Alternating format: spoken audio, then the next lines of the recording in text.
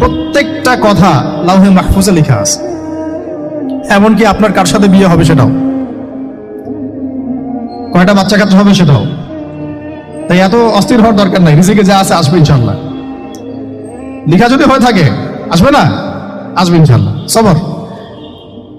তো এই জন্য মুমিনদেরকে বলা হয়েছে তোমরা কখনো হতাশ হবে না, কারণ তাকদীর লেখা হয়ে গেছে, হতাশ হওয়ার কোনো কারণ নাই। একটা প্রবণতা আমরা সমাজে দেখছি আত্মহত্যার। ইয়াং জেনারেশনকে আমরা নসিহত করবো যে ভুলেও নিজের জীবনকে বিসর্জন দিতে যাবেন না।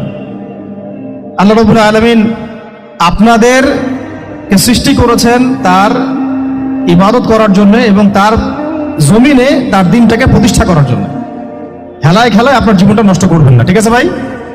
আল্লাহ বোঝার তৌফিক দান করেন। তো কলম সৃষ্টি করার পরে কিয়ামত পর্যন্ত সব লেখা হয়ে গেছে। এখন আমাদের এই পৃথিবীতে তো মানুষ ছিল না, ছিল? এদিকে মনোযোগ দেন। এই পৃথিবীতে কি আগে মানুষ ছিল?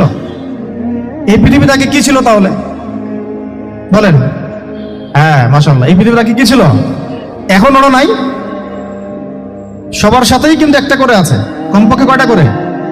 সবার সাথে কমপক্ষে একটা করে। আর কোন কোন জায়গা আছে যেখানে জিনের বড় বড় আকড়া আছে।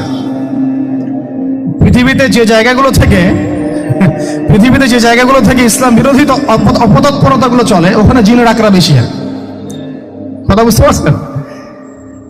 তো জিন জাতিকে আল্লাহ পাক ধ্বংস করে দিয়েছেন তাদের পাপের কারণে, আল্লাহ দ্রোহিতার কারণে, অবাধ্যতার কারণে। এখন আল্লাহ রাব্বুল আলামিন ইরাদা করলেন পৃথিবীতে আমাদেরকে সৃষ্টি করবেন, মানে মানুষকে সৃষ্টি করবেন।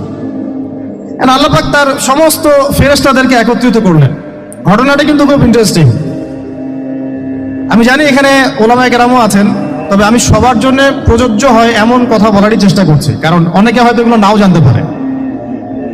তো আল্লাহ পাকের ভাষায় আমি যদি বলি, আল্লাহ রাব্বুল আলামিন বলছেন, বা'দা আউযু বিল্লাহি মিনাশ শাইতানির রাজীম, وَإِذْ قَالَ رَبُّكَ لِلْمَلَائِكَةِ إِنِّي جَاعِلٌ فِي الْأَرْضِ خَلِيفَةً। হে নবী মুহাম্মদ সাল্লাল্লাহু আলাইহি ওয়াসাল্লাম, তুমি স্মরণ করো সেই সময়ের কথা যখন আল্লাহ তোমার রব সমস্ত ফেরেশতাদেরকে ডেকে বলেছিলেন যে ইন্নী জাইলুন ফিল আরদি খলিফা, আমি জমিনে মানে পৃথিবীতে আমার খলিফা পাঠাতে চাই।